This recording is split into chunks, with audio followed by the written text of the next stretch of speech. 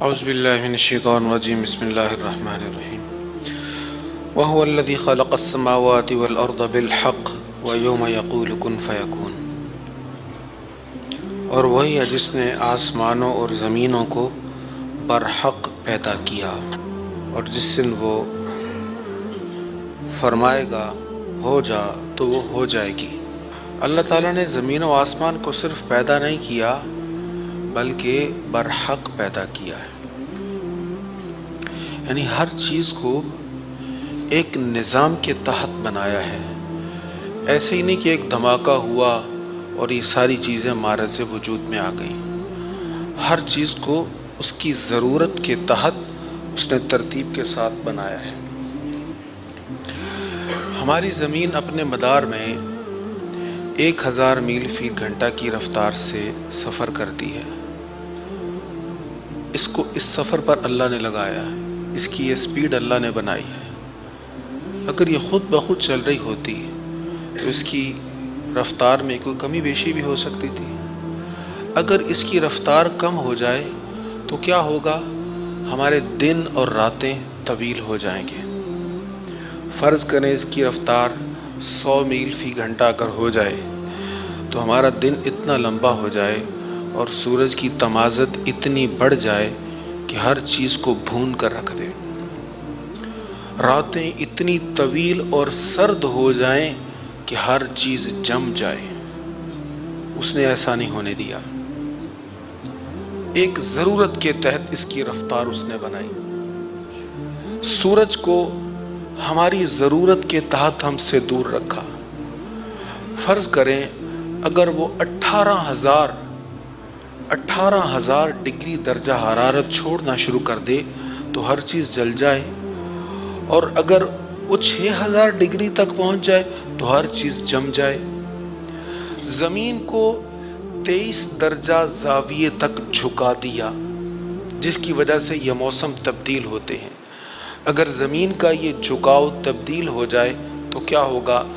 سمندر سے اٹھنے والے بخارات شمال اور جنوب میں اس تیزی کے ساتھ چلیں گے کہ مسلسل تیزی کے ساتھ پوری زمین پر برف باری شروع ہو جائے گی۔ سورج کو ایک خاص نظام کے تحت مقرر کر دیا، چاند کو باندھ دیا کہ اس سے زیادہ قریب نہیں آنا۔ آپ نے کبھی دیکھا ہوگا ساحل سمندر پر جب 14ویں کا چاند چمکتا ہے تو سمندر میں طغیانی آتی ہے۔ سمندر کی کرنوں میں یہ طاقت ہوتی ہے جس کی وجہ سے طغیانی آتی ہے۔ سائنس کہتی ہے اگر یہ اس سے قریب آ جائے تو سمندر کے مد و جزر میں ایسی طغیانی آئے کہ بڑے بڑے پہاڑوں کو بہا کر لے جائے۔ زمین کی تہ اگر 10 فٹ اور موٹی ہو جائے، صرف 10 فٹ اور موٹی ہو جائے تو یہاں سے آکسیجن ختم ہو جائے۔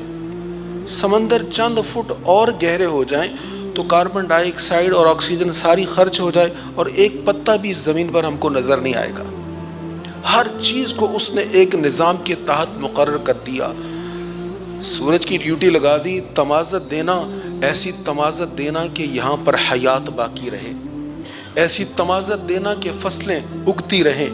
چاند کو حکم دیا روشنی دینا، ایسی روشنی دینا کہ پھولوں میں خوشبو آتی رہے، ایسی روشنی دینا کہ دانے میں ذائقہ، پھل میں ٹیسٹ پیدا ہوتا رہے۔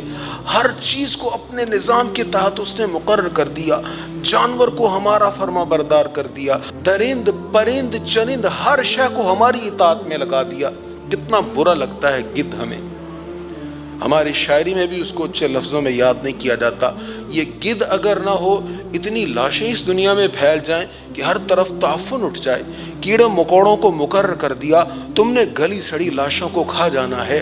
ہر چیز مقرر کر دی، سب کچھ انسان کے لیے بنا دیا۔